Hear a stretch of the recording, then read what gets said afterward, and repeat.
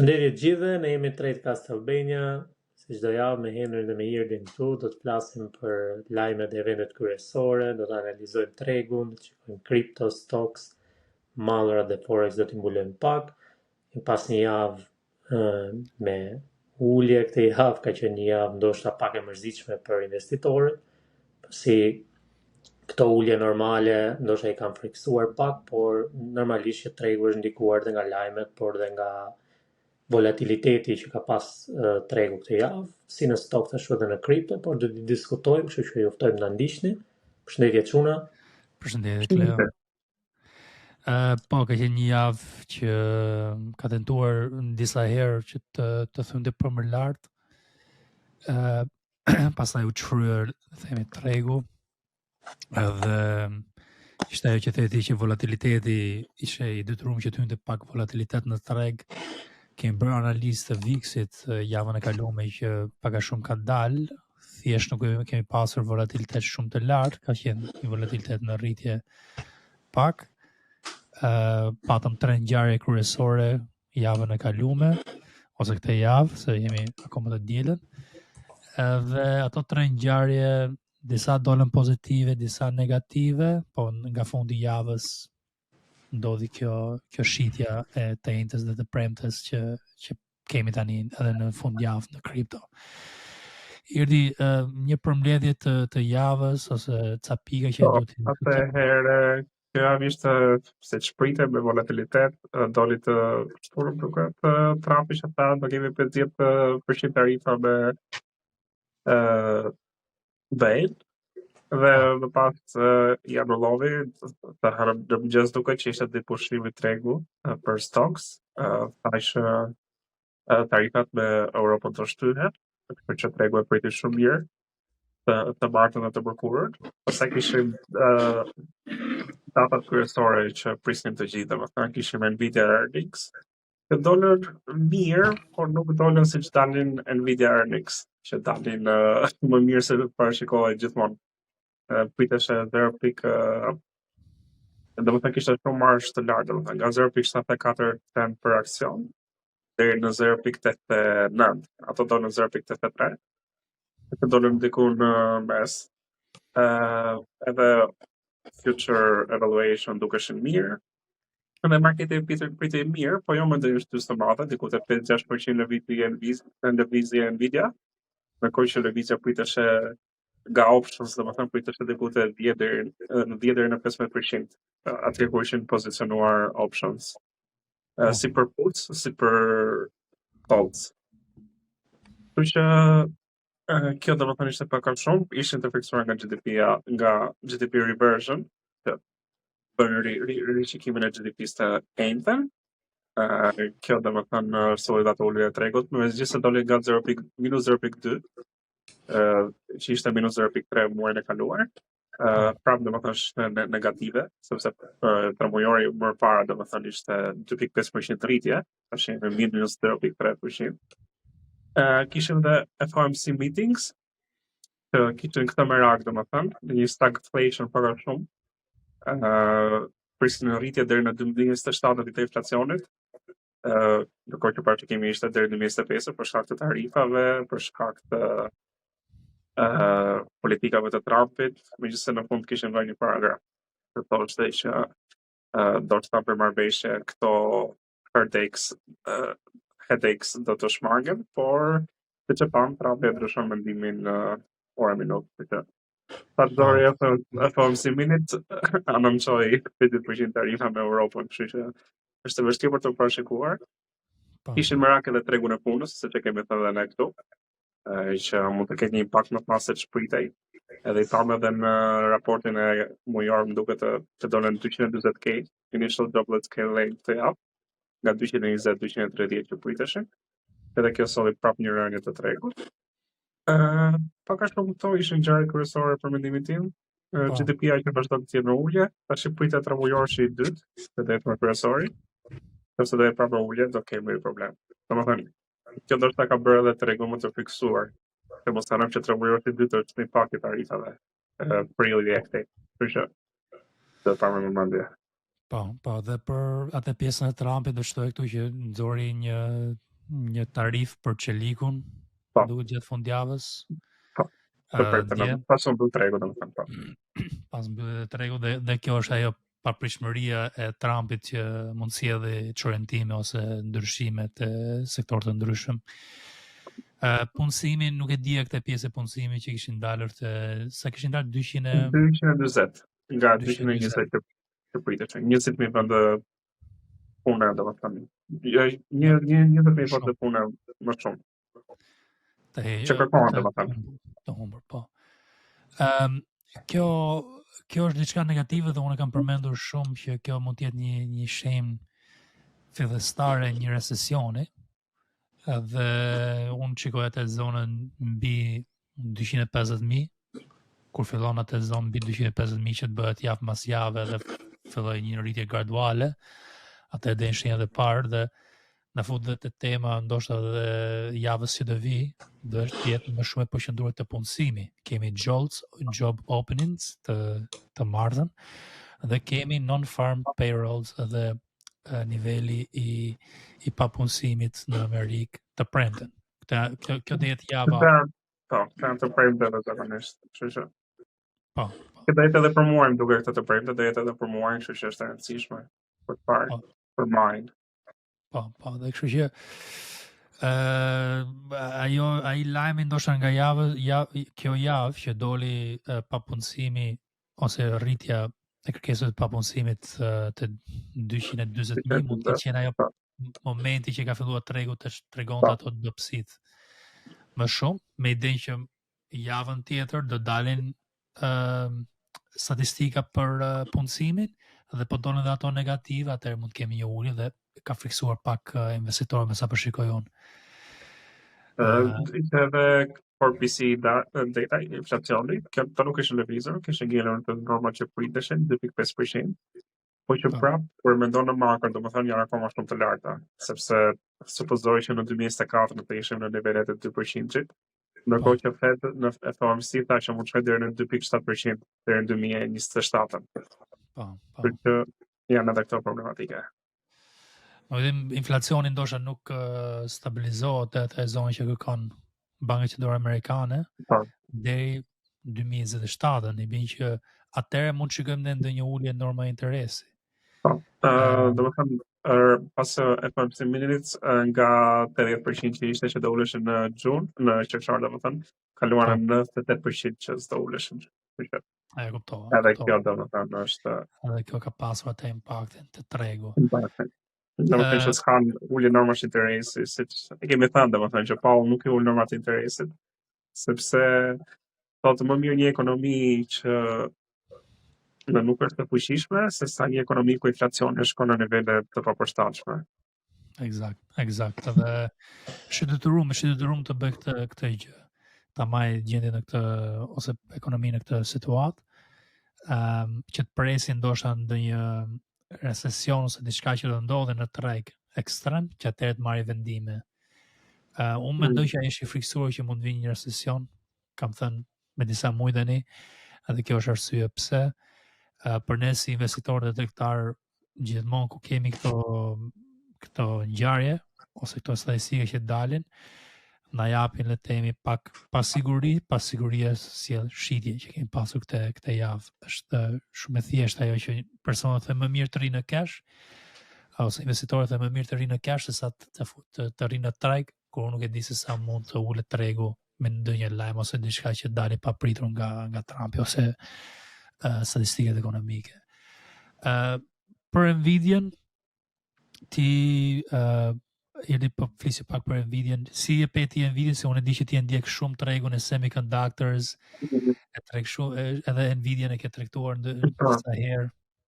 Nvidia, siç e kam thënë për çfarë se kompani edhe AMD, të dyja domethënë që kanë me semiconductors, po ideja është që së fundmi janë shkëputur shumë nga konsumatori, po punojnë më shumë B2B të dyja kompanitë.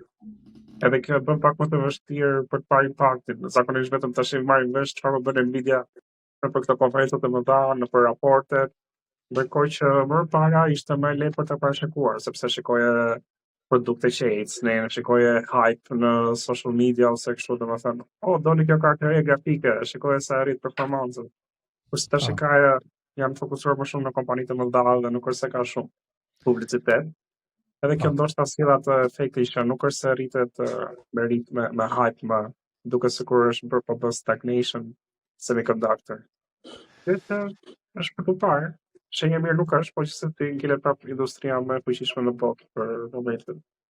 Po, është për mua un skenari im ose logjika ime për këtë javë ishte që të dishin FMC minutes pozitive për uljen e normave të interesit, të dilë Nvidia pozitive, pastaj do rriste semiconductors, po rriti semiconductors ne shkojmë te all time high, 6100 ose edhe më sipër deri te 6200-300 ashtynte ai sektor. Ka qenë një sektor që na ka majtur vitin e kaluar, 2 vjetet e kaluar, ose e ka rritur tregun jashtëzakonisht shumë 2 vjetet e kaluar, por këtë vit nuk ka pasur rritje dhe është le të themi ai të që thotë stagnant, qëndron pak a shumë po të njëjtën zona si industri. Sa do të thotë 6 muaj, 7 muaj, ishte ndron nga 130 te 100, këtë range kanë ndjekur. Edhe kur rritet pak që shkoi te 160, më duket në fillim të dhjetorit u shpër direkt, domethënë, që ndërkohë që Nvidia priteshe te $200-300 prap brenda 2025-së. Po. Edhe unë kam parë që nuk jam më lider, ky sektor nuk është më lider. Lider kanë qenë Robinhoodi, ka qenë Palantir, ka qenë disa kompani të tjera që kanë ecur mirë në këtë val, por semiconductors nuk kishin ecur mirë, prandaj unë mendoj që ndoshta do ishte momenti i dur javën e kaluar. U pozicionova, pastaj jam 100% në cash. Kam dal nga pozicionet e mia që kishte te AMD, SMCI-a, dhe të një kompani tjetër që quhen Marvel Technologies. Kjo është situata, flasim ndoshta edhe pak për kripton. Kleon do një mendim për kripton këtu? Edhe Iri tani ka filluar që të merret pak me kripton, kështu që do kemi edhe mendime. Po, unë merrem me kripto por jam vetëm short në çdo moment. Po, jedi do të kavi edhe shortin që do vi. Pastaj kur do vi? Iri do të kavi shortin nga ky moment deri te 0, ai do të çdo gjë të shkëndë në 0. Ethereum te 0, do një hakim, do një kështu. Ta prishin gjithë blockchain. Do marrë 100%. Po. 100%.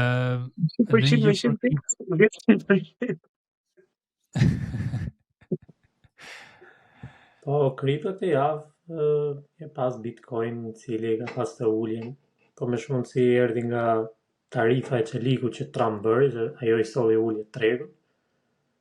Unë prisja që lajmet e Nvidias ndoshta mund ta ngrinin pak Bitcoinin, pasi kanë ndikuar dhe herë tjera që këto lajmet e Nvidias kriptot ndikohen sa do pak, por nuk ka pas atë kërkesën shumë të madhe nga retail traders për të blerë, edhe ka sjellë të uljen, por ndoshta në një zonë supporti dhe mund shkojmë prap long, me mendimin im. Po.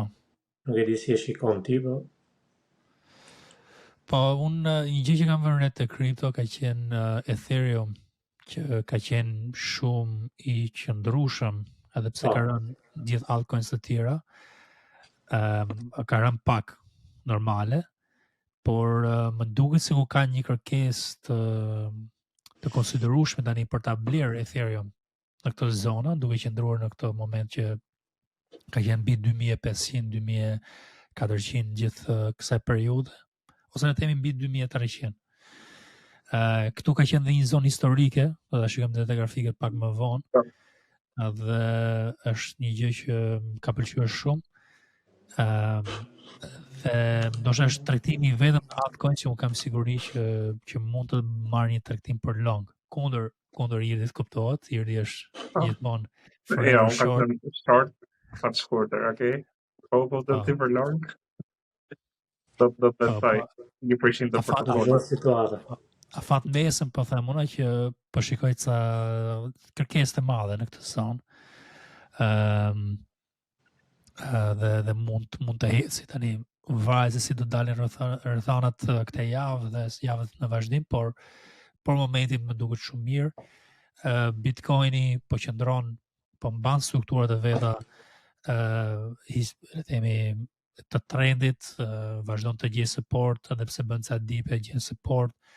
Por altcoins ka qenë një analizë që unë kam darë përpara nuk datën 27 të Telegrami, ose jam munduar ta jepja si mendim që shikoj një double bottom të altcoins, njëkohësisht shikoja konsolidim ose support të Bitcoini dhe të Ethereum, ndoshta ca tjera që janë më të fuqishme.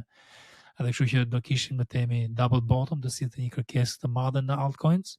Kjo do ishte le themi shpresa që kanë të tjerët për alt season. Kjo do ishte ndoshta një moment që mund të vinte një alt season me rrethanat ekonomike të bashkuara bashkë. Duhen edhe rrethanat ekonomike, nuk mund të jetë thjesht ka bërë një double bottom dhe pastaj do shkoj për lart, sa e mund të shkoj edhe lower lows, por po që lirohet pak tregu nga pasiguria, pastaj do kemi një rritje të madhe në altcoins. Kjo do jetë diçka që do ta mulojmë këtu dhe e kam muluar te Telegrami gjatë javës, prandaj dëgjuesve i them gjithmonë që bëuni pjesë e Telegramit, sepse ne aty ndajmë gjatë javës gjëra që ju nuk e shikoni dot te podcasti, se nuk kemi mundësi që të bëjmë video çdo ditë. Kemi angazhime të tjera dhe është një mënyrë për të bërë pjesë e barë informacionet e dura. Por kripto të kam parë ndonjë gjë tjetër. Po? Diçka që kam bërë është në këto altcoin kam shumë zona rezistence. Ndoshta nga që janë futur shumë veta kur ka qenë në all time highs edhe sta rritet pak, domethënë ka rritet të menjëhershme nga të gjithë investitorët. Edhe i gjithë paraja fituar ose humbur, çfarë ka ngelur shkon në Ethereum dhe Bitcoin. Ndoshta prandaj kemi pasur më stabilitet tek këto monedha. Altcoins të tjera duken sikur arrin në një all time high ose në një high që e ka arritur para 3 vitesh dhe shitet me një herë, domethënë. Kada shitet rrugshëm, nuk shitet 1%, 2%, shitet 10%. Me çka ka bërë këtë një javë, se ndoshta kam qelluar atë në stadi që janë këto shitje, po nuk duke shumë të mira për investime serioze. Domethënë, sidomos në këtë situatë ekonomike që kemi që edhe stocks po shihen si investime jo serioze. Po në njerëzit nga bondet, po që po rritet e yieldi, për që është për të parë situata. Po, edhe yieldi është duke u rritur, atë që thotë se unë kam harruar që ta përmend këtë. Por në kripto do të edhe gjë tjetër që unë kam parë, se unë kam një listë, kam një watch list që quhet Crypto Binance. Unë traktoj më shumë të Binance, mundohem të traktoj kriptot me volumin më të lartë ose në temi likuiditetin më të madh që mund të ketë, se do ketë më shumë likuiditet te Binance. Kalova të lista sot, mund të jetë diku te 300.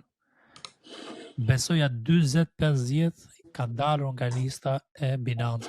Jam më të listuar në Binance. I bi që kemi pasur një pastrim të altcoins ka disa exchange. Ndoshta janë të exchange e tjera, nuk e di a janë apo nuk janë. Por këtë gjë doja të mbuloj edhe te Discordi vonë me ju çuna, kur bëjmë një live stream që diskutojmë strategjin tonë për si do ecim në këtë javë dhe si do të trajtojmë kriptot. Tregon një shenjë që altcoins po bëhet një pastrim. Të altcoins që janë të dobta, që nuk kanë më projekt ndoshta, dhe prandaj i them të gjithë investitorëve që janë në kripto, keni kujdes me altcoins.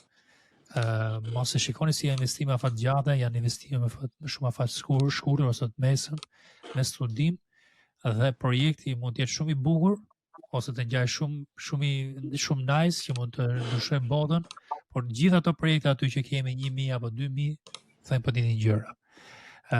Që do bëjmë këtë, do bëjmë atë. Dhe në fund fare vetëm disa kanë mbijetuar dhe do mbijetojnë në fund fare.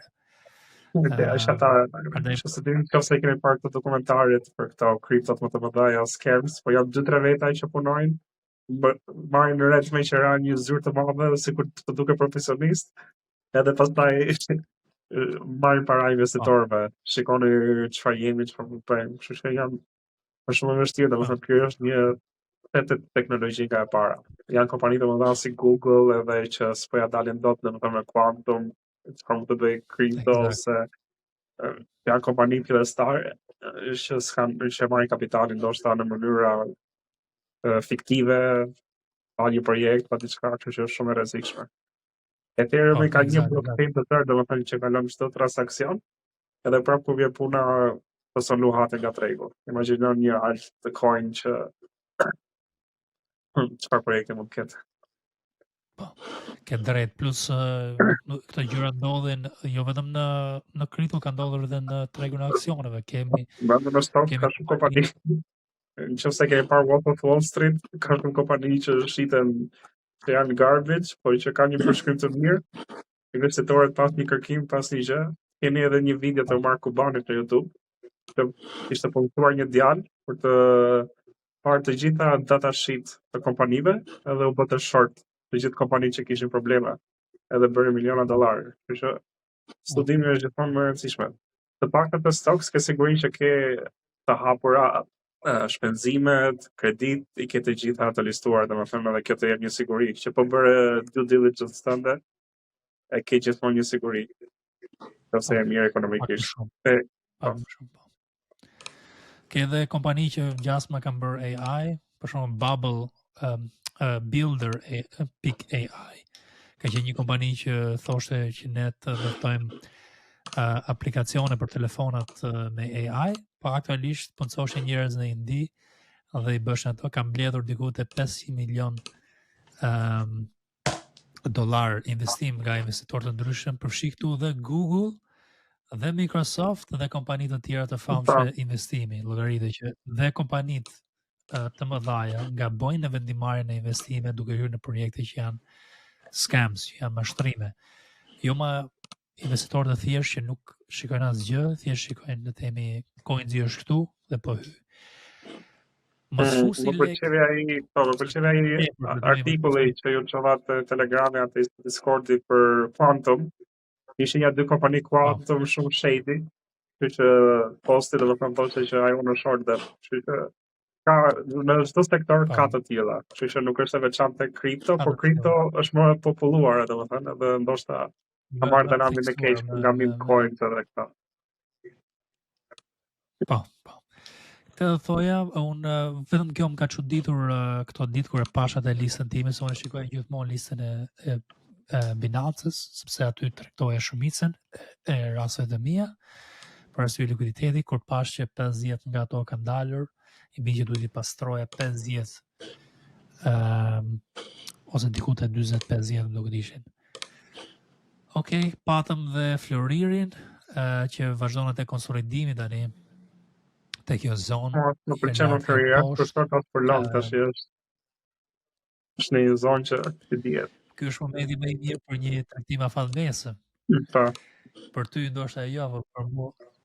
Ja, shumë mirë, është edhe për mua. Flori vazhdon shtrëngimin. Vazhdon të shtrëngimin. Kleo, do i mendim këtu për Floririn, për euro-dollarin ose dollarin? Floriri me që ti e ke tregtuar këtë kohë të fundit? Po, e kam tregtu, po mirë, domethënë është ajo që thotë që ne jemi afatmesëm.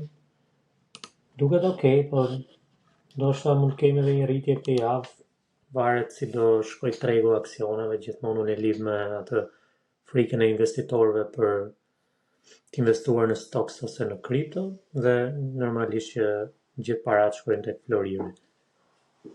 Po duket okay. Pak i dyshim me Floririn të ditë, po ta shikoj nesër më shumë si. Okej, do të bëjmë një çmim. Atë analizë teknike e mulojmë. Diskutojmë. Ndonjë gjë tjetër për shtu këtu te segmenti i ngjarjeve kryesore? Teknologjia ka ecur goxha mirë, siç e kemi diskutuar. Duket se përpara po kalon në sektor më të sigurt, siç e kemi thënë. Po lëviz nga teknologjia, po lëviz në sektor afatgjat, që janë 5 vjeçar, 10 vjeçar, siç është shëndetësia. Kjo është edhe statistika që zakonisht pas 2-3 viteve situata globale të lehta kemi gripe më të rënda, pasi bie imuniteti i popullatës në përgjithësi. Kështu që është një sektor interesant për të parë gjatë sezonit të shtatorit, tetorit. Por rritja ka filluar që tash, për ka shumë të mërë në Aja, që ka parë Saba ka bënë rritje të vogla ditore, Pfizer gjithashtu po fillon. Kështu që sektor interesant për të mbajtur në studim më të gjatë. Sektore më shumë mbrojtës. Bioteknologjia mund të ketë edhe disa shpërthime thjesht me phase 3 ose phase 2, faza 3, faza 2, aprovimi nga FDA-ja në Amerikë, që miraton mjeksimet dhe ilaçe që mund të kryen këto kompani. Por shëndetësia, po flasim, sektori shëndetësisë mbahet si sektor mbrojtës, ku ka probleme ekonomia, ndihet që shëndetësia, ushqimi, energjia janë sektoret më të mirë për të investuar. Unë kam hyrë më shumë te sektori i energjisë këtu, duke hyrë pak edhe te growth, te nuclear energy. Dhe atë po shikoj më shumë si sektor, sepse do lidhet edhe pak edhe me AI, i bi që mund të jemi në një fazë që AI ka ngadalësim në zhvillim derisa sa të krijon këtë data center dhe sektori i energjisë në nivelin e duhur, se duhet prodhim më i madh energjie që të kemi le të themi strukturat e duhura dhe infrastrukturën e duhur për patur rritje në industrinë e AI-s. Një gjë tjetër te AI, kishte këtë konferencën e madhe, domethënë kur këto kompani solli projektet e veta, edhe Google kishte bërë inovacion domethënë me VO3-shin, nëse do shikoni klipet në YouTube, janë pothuajse origjinale, domethënë sikur do zonë aktorët thoshin VO4 do heqi kaq shumë të punësh, sepse nuk ka më nevojë për reklama për aktor, nuk ka nevojë për kompani reklamimi, sepse mund të bësh një prompt edhe të bësh reklam për website-in tënd, për faqen tënde direkt. Kështu që kemi një situatë interesante, në vite interesante kjo është e sigurt. Po, punësimi mund të ketë më shumë probleme te punësimi prap, me idenë që shumë njerëz do dalin jashtë funksionit dhe pastaj duhet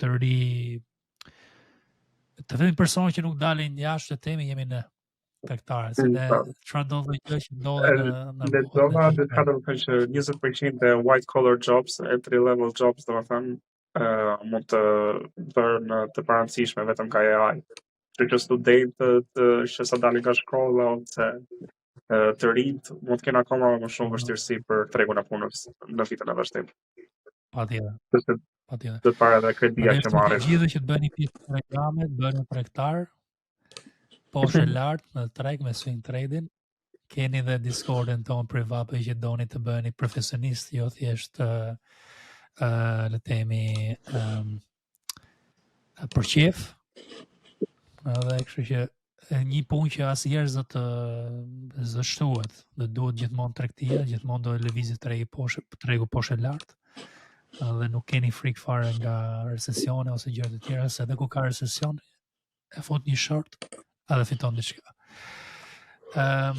Po kemi, kjo është të temi pak a shumë, unë do vazhdoj akoma të pozicionohem te sektori i energjisë, sepse mendoj që ka një farë lek tani midis sa energji prodhohet në krahasim me sa duhet për sektorin e AI-s të heci, bi që do hecë sektori i energjisë, do ndërtohet infrastruktura e AI-s, dhe aty do bashkohen të dyja, dhe sektori i energjisë dhe AI do kenë rritje njëkohësisht. Mund të jemi ndoshta pak para kohe për këtë gjë, por do filloj që tani që të shikoj këtë mundësi që të lidhem pak me sektorin e energjisë. Energjia nukleare është zgjidhja për mendimin tim, dhe aty do shikoj të blej dhe të investoj. Po me do të lijem e kaq për sot. Tani të hyjmë te analiza teknikale, do flasim për parashikimet, mendimet tona për tre sektorët, tre tregjet kryesore, tregun e kriptos, aksioneve, dhe pastaj do flasim për madhat dhe dollarin. Për këtë segment jam unë dhe Cleo. Do flasim tani për tregun e Okej, tani do flasim për tregun e kriptos, do flasim për gjendjen teknikale, ku është kripto për momentin, si e shikojmë ne, ku e parashikojmë ne që mund të shkojë javën në vazhdim. Këtu do shikoni disa gjëra që kemi bërë ne vizatime javët e kaluame, të kombinuar me gjëra të reja që unë kam vizatuar dhe me idenë që t'ju shpjegoj se si mund të lëvizit çmimi, zonat, strukturat. Bitcoini është i pari që do mullojmë. Në Bitcoin do shikosh që gjatë javës unë kisha pasur 2 zonat të RSI që mund të testoheshin. Ka testuar të 2 zonat, kjo do ishte një zonë që mund të kishte një support. Se ka patur support këtu më para, nuk pati. Tani kemi këtë zonën e 50 të RSI që mund të jetë një zonë supporti ose një zonë, le të themi,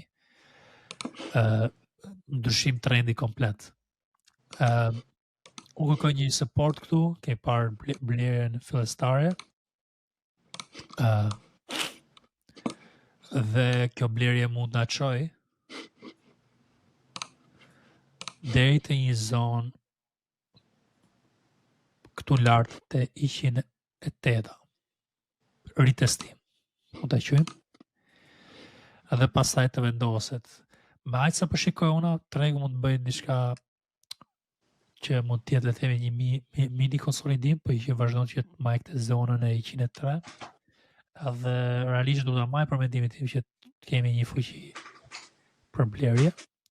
Kjo është si support, si zonë Fibonacci, po shikoj unë apo jo. Po, si zonë Fibonacci, ke drejt. Kjo zona... Ashtu duhet jetë. Ja, shikoj... Shikoj. Ku ke zonë Fibonacci. No. Ke dhe këtë zonën tjetër Fibonacci 97, unë kam një zonë tjetër që kam të 100. Të ku të 99 të 100 e kam unë. Këto.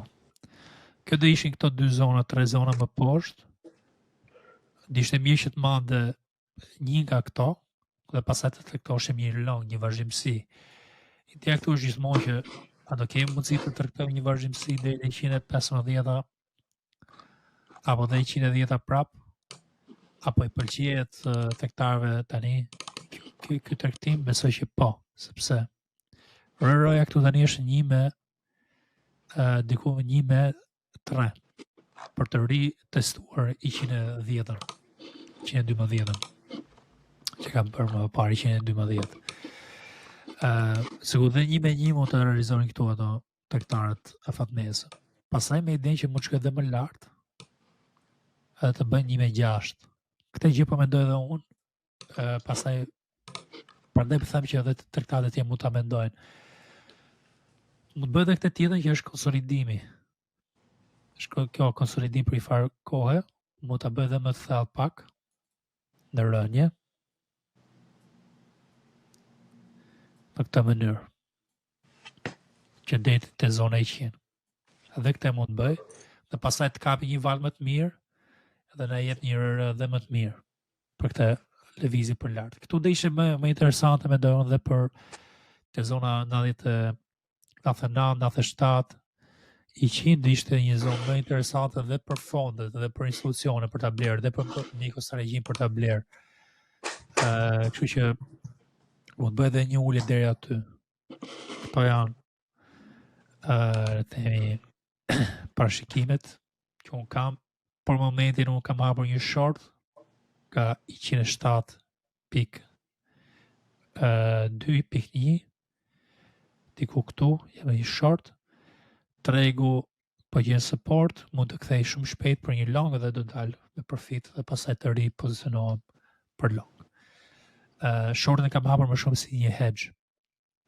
Me idenë që edhe po tregtova long, mund ta lej ndoshta deri këtu, ta haj profitin e shortit. Dhe pastaj me idenë që kjo mund të jetë një moment kyç, zona 106 për të rimarrë trendin. Mund ta lej dhe hapur shortin njëkohësisht. Që nuk unë bas asgjë, derisa të marrë një valë serioze në një krah tregu. Do një gjë tjetër për shtu këtu, Kleo? Okay? Atë shikoj dhe unë njëjtën analizë, ndoshta një konsolidim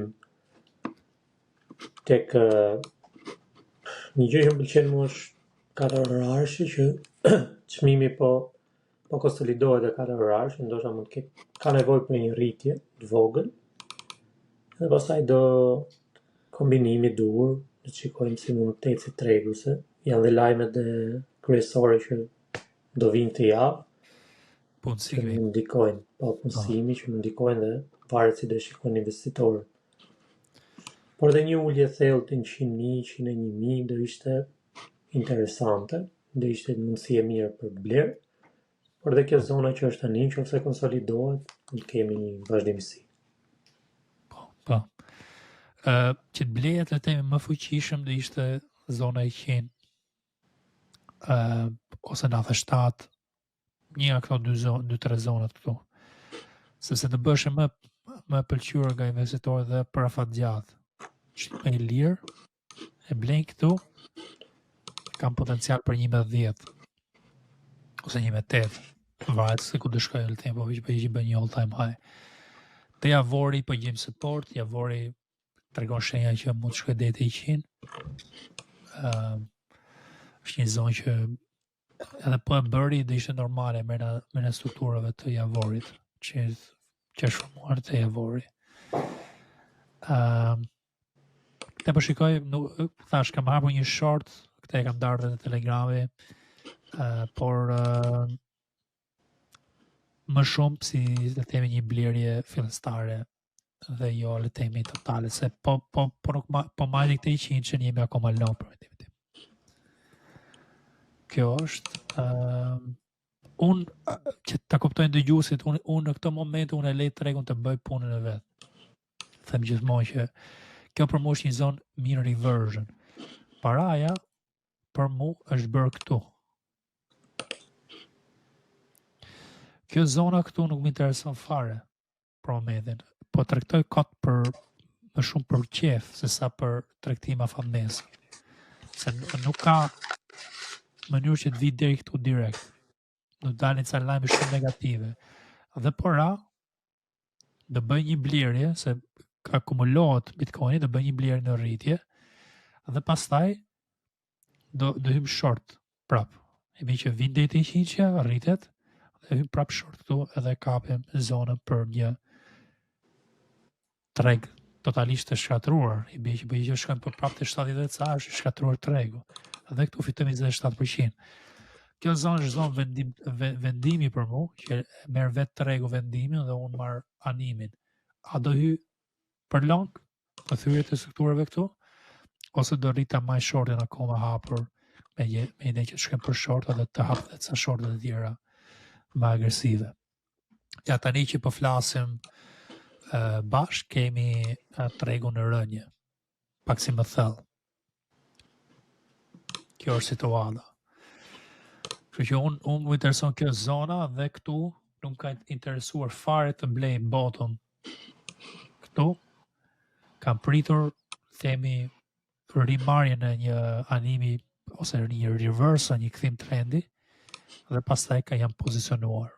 Te zona 84, 85 jam pozicionuar unë për një long. Kjo është situata. Ose arsye pse unë ndoshta nuk e shikoj shumë të rëndësishme këtë moment këtu. Më lëm dhe Ethereum.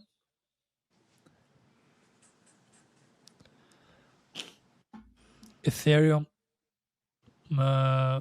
kemi pasur këtë bearish divergence që më nuk më ka pëlqyer si gjatë kësaj periudhe dhe kam vizatuar vetë në mënyrë manuale përpara disa javësh, pastaj ka dalur se gjithmonë del pak me vonesë te grafika.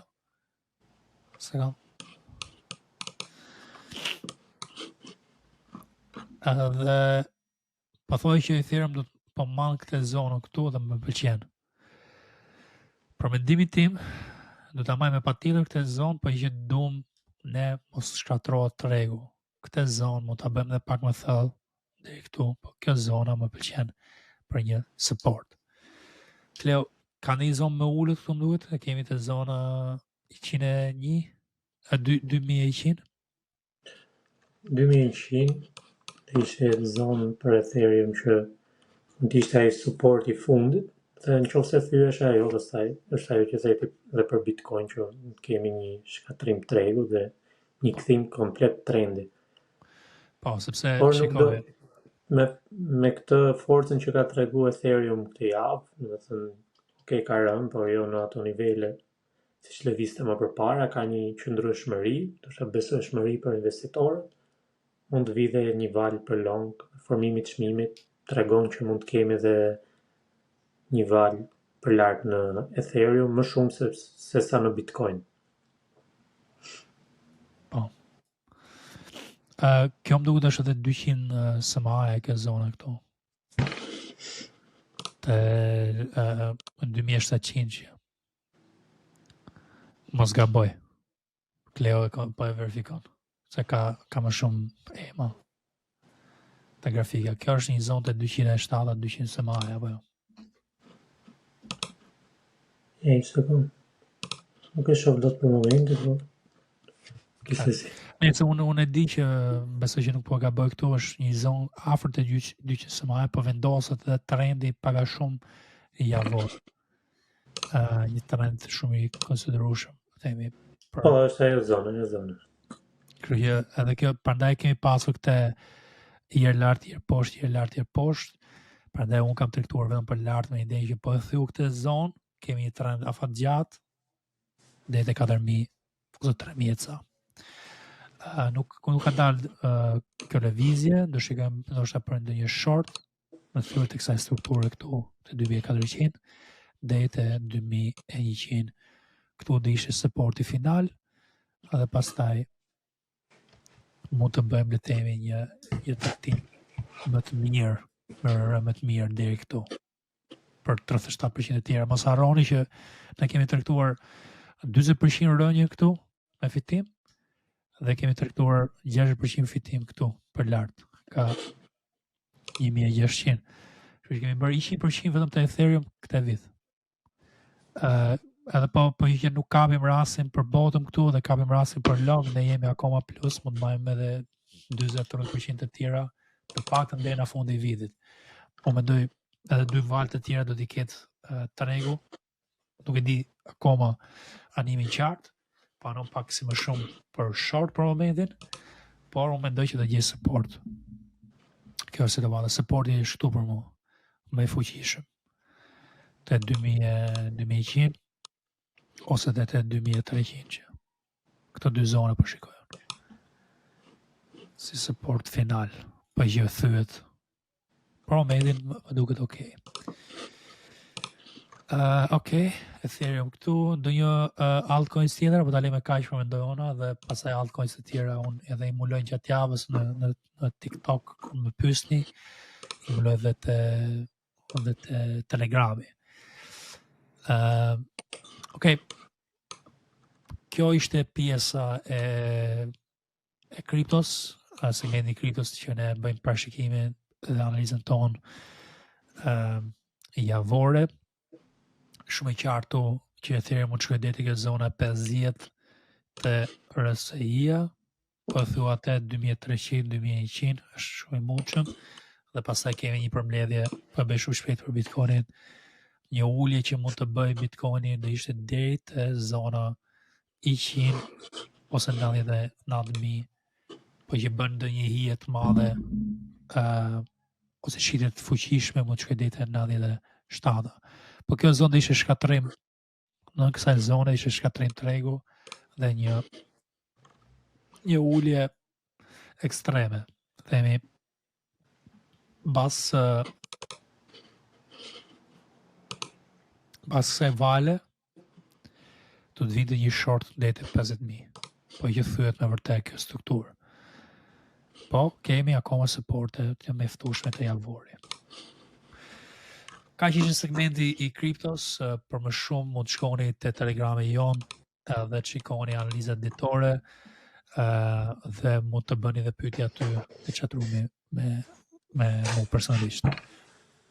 Tani do të flasim për tregun e aksioneve, do mulojmë S&P 500, do mulojmë Nasdaq, Russell 2000 dhe pastaj do mulojmë ndoshta edhe një përmbledhje të shpejtë të të aksioneve që unë kam shitur, po unë jam tani 100% cash, nuk kam aksione në portfolio tim dhe kam dalë diku të 30% plus për vitin deri tani. Shikojmë ku është S&P 500, ja ku e kemi.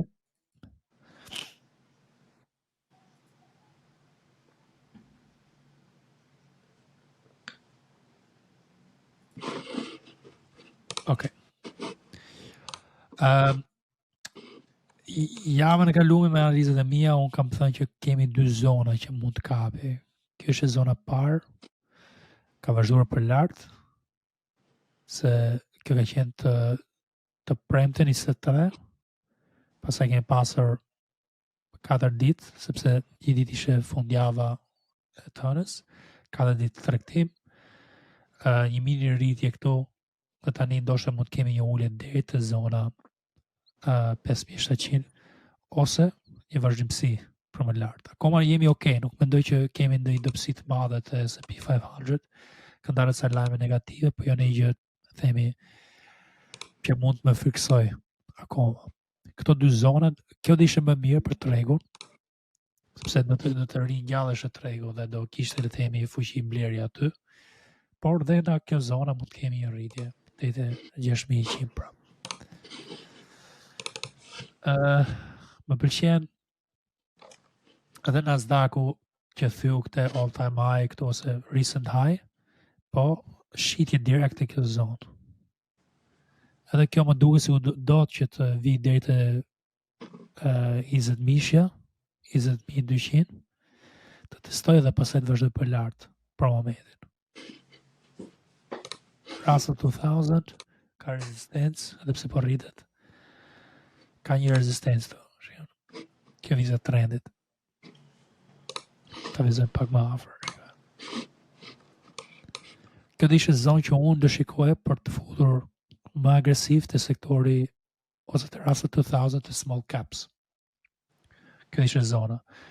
Prap, një dip do ishte mirë, deri te 2000, support, thyrje, këtu do pozicionohemi ne për një long për të marrë 20%, ose edhe më shumë, po që seleksionojmë aksione më të mira të Russell 2000 small caps. VIX javën e kaluar kam thënë që do të bënte le të themi një rritje dhe ajo ka ndodhur. Ja ku i keni edhe shënimet, arsye ka qenë RSI-ja e VIX-it që ku ka këto zona zakonisht rritet pak, jo edhe me probabilitet të lartë që rritet në këtë zona, edhe ku ka këto zonat e tjera ulet.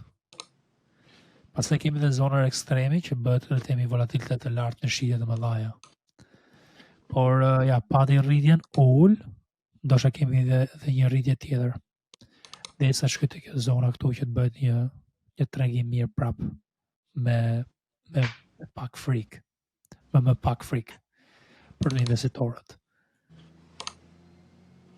Po, perfekte ka qenë le të themi analiza që do kishte këtë rritje dhe pastaj ulje në treg. Për tregtime, unë kam shitur çdo gjë. Këtë janë se gjë që unë i kam darë dhe të Telegrami, po mendoj ta mbyll me kaq Kleo për pjesën e aksioneve. Se nuk është që kam në aksionet jemi 100% cash, kështu që. Po. 100% cash, 30% për vitin deri tani, për 5 muajt e parë, 6% në muaj. Nuk ka më mirë. Pa leverage, flasëm. Pa leverage, po, kuptohet, pa leverage, sa aksionet nuk jetë të me leverage, kishim futur një 2-3x, ishim tani 90% ose 100% plus. Okej.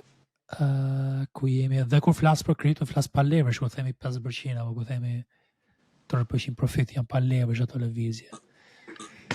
Okej. Kjo është situata e S&P 500, Nasdaq dhe Russell. Ka që ishte segmenti i aksioneve, për më shumë ose për ndonjë ide, shkojnë të Telegrami. Do flasim tani për dollarin dhe floririn dhe ca madhar kryesorë si nafta, dhe flasim për dollarin në rritje, pak, dhe pastaj mund të themi një farë konsolidimi këtu, rritje, ulje, për atë që përshikoj unë tani është konsolidim.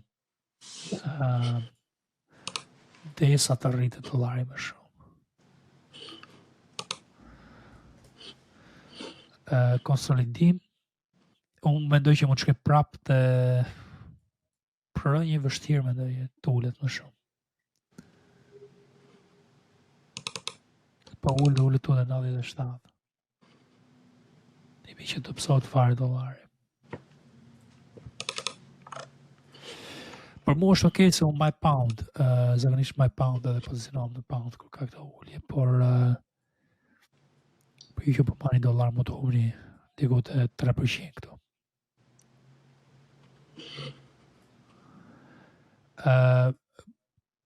Po shikojnë dhe një gjë le themi shumë qartë të dollari, RSI-a në rritje, po thu të zona 50 të RSI-a, pastaj kemi një rritje deri te 103.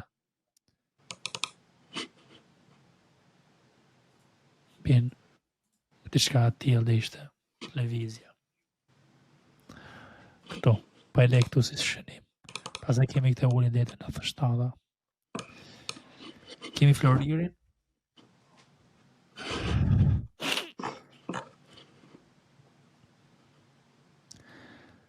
Floriri, po që shikon valën këtë ullin e nëntorit që ull, u rrit pak edhe pas e bëri këtë formimi të rëkënqi në këtë mënyrë.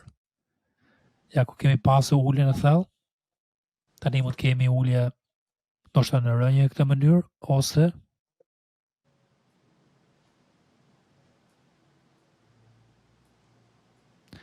të bëhet pak a shumë identik si formimi në nëntor.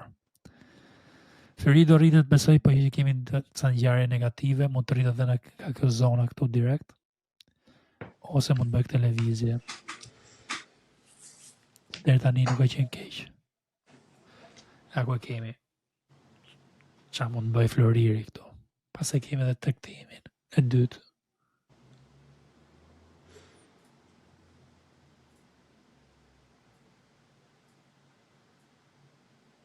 Këto shorti kemi hapur ne, po presim tani për një a do jetë një long në thyrjet e kësaj zone ose në një farë konsolidimi këtu. Dhe pastaj një long tjetër pak më vonë. Për on time highs. Të dy këto tregtime janë të mira, për shorti nuk pëlqen shumë. Do më pëlqente ndoshta një short vetëm për që të shikojnë në psi të madhe të kësaj RSI-e në 50 këtu. Shumë afër 50 në 50 ishte një short pak më i thellë.